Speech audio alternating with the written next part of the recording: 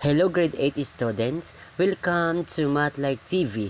Ngayon po ang video ito aking tuturo sa inyo about simplifying rational expressions.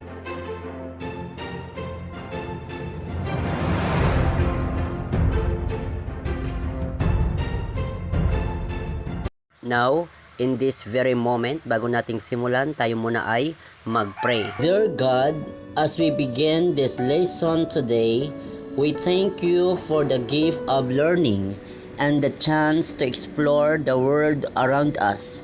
Please be with us, guide our minds, and help us to understand and remember what we learn.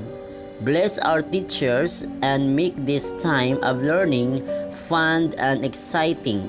In Jesus' name, we pray. Amen. Tayo natin ng simula ng ating given number 1. 2x squared plus x minus 6 over 15 minus 16x plus 4x squared. Sa pag-factor natin ito sa ating numerator, gamitin lang natin yung AC method.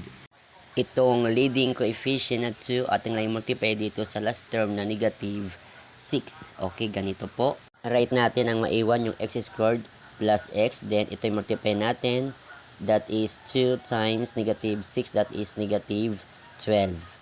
Now, in this expression, ating kunin ang factor ng 12. That is negative 12. So, dalawang number na pag i-add mo ay makukuha ang middle term na positive x. So, that is positive 4 and negative 3. So, itong factor ng 12. Okay? So, itong ating factored form. Then, itong ating leading coefficient na ating multiply sa kanina dito sa negative 6. Ating i-divide both side dito sa ating nakuwang factor. Okay? That x plus 4 divided by 2. Then, itong x minus 3 divided by 2. Okay? So, yung 4 divided by 2, that is 2. So, that is x plus 2. Then, itong x minus 3 over 2. Itong denominator na 2, ating lang i-multiply dito sa x. Okay, that is 2x. Then, copy itong negative 3. So, ito ang factored form dito sa ating given sa expression na numerator. Okay, so, quantity x plus 2 times quantity 2x minus 3. Itong namang denominator ay ating rearrange, okay? Itong ating expression na ito from descending order mula sa highest exponent hanggang sa pinakamababang exponent. So, ganito po, ito ay 4x squared minus 16x plus 15. Then, tayo ngayon ay mag-factor na. So, itong leading coefficient na 4 ay ating i-multiply dito sa ating last term na 15. Okay?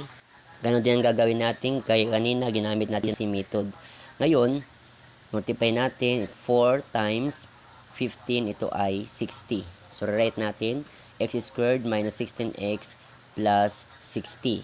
Then ito ay ating prime factor, x squared, itong trinomial factor natin, factor ng 60, dalawang number na kapag i-add natin, combine natin, makukuha ang middle term na negative 16x. Ito ay negative 10 and negative 6. Okay? So, write natin. Quantity x minus 10 times quantity x minus 6. Okay? Next, i-divide natin itong ating multiply kanina na leading coefficient na 4 bawat factor dito sa ating factored form. Okay?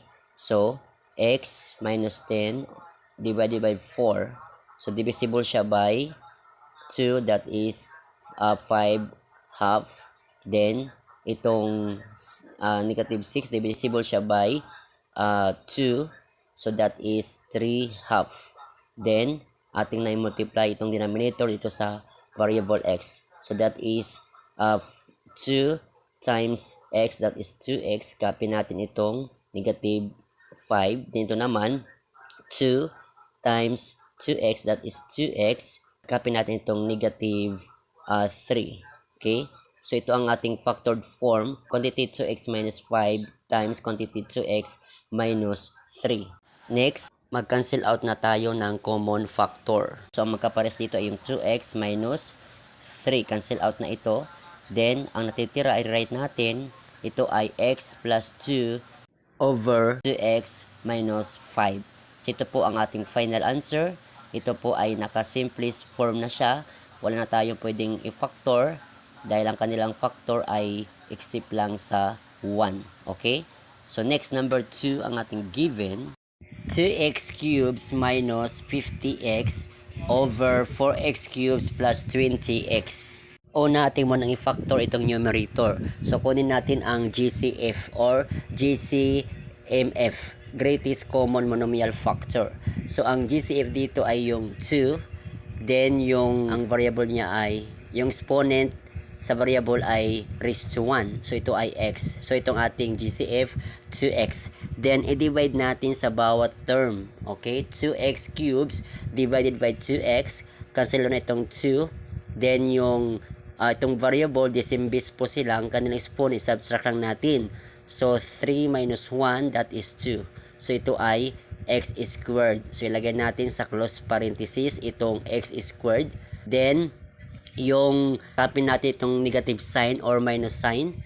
Then divide natin itong 50x divided by 2x. Then yung 50 divide natin sa 2, that is 25. Then yung variable na x cancel out na. So write natin 25. Okay? So yan po ang kanyang monomial factor. Next, sa numerator naman atin i-factor out. Okay, ang GCF dito ay yung 4, then yung variable na bababa ang exponent raised to 1, ito yung x. Okay? So ang GCF ay 4x. Then divide natin sa bawat term. 4x cubes divided by 4x. Cancel out na itong 4, then yung exponent ng itong variable, isubtract lang natin. So 3 minus 1, that is 2. So x squared, ilagay natin sa close parenthesis yung x squared. Yung 4x na GCF nasa labas lang po yun. Then copyin lang natin itong plus sign. Then itong 20x divide natin sa 4x. So 20 divided by 4, that is 5. Yung variable nito ay cancel out na. Okay?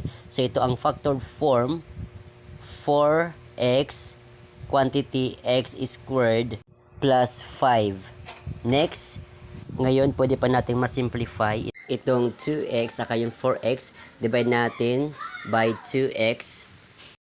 Okay? 2x divided by 2x, that is 1. Cancel out na yan. 4x divided by 2x, that is 2. Okay? So ngayon, ating pa-simplify yung numerator. Pwede pa natin ma-simplify factoring difference of 2 square. So ito ay x plus 5, quantity x plus 5 times quantity x minus 5. Yan po ang kanyang simplest form. Yan po, Kamat Like TV. Next, number 3 is your turn. Comment your answer.